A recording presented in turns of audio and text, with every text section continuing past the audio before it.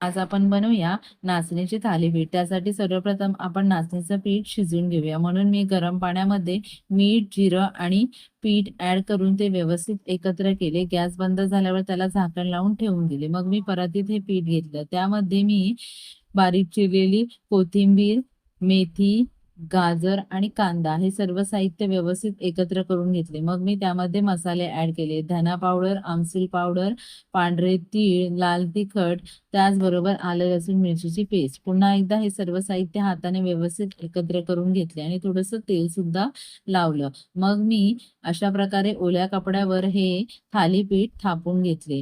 तव्यावर तूप टाकले आणि खरपूस असे हे थालीपीठ दोन्ही बाजूने भाजून घेतले। पहा माझे नाचणीचे थालीपीठ किती छान झाले आहेत। चला तर या तुम्ही पण खायला आणि हो सबस्क्राईब करायला विसरू नका। नक्की नक्की सबस्क्राईब करा आणि ही डिश नक्की करून पहा। Bye bye.